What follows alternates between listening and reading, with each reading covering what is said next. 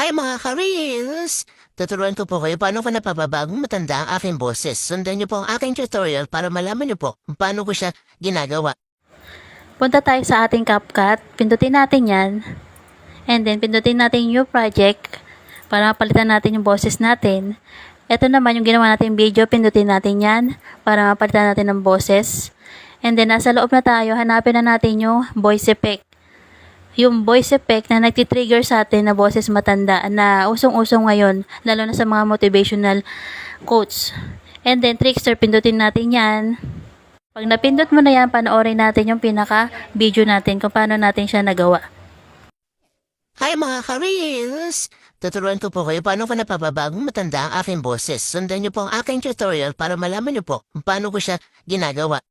Ganun lang po kadali magpalit ng voice effect. Kaya kung gusto niyo pa pong matuto, manood lang po kayo ng aking ibang tutorial na pwede niyo pa pong matutunan.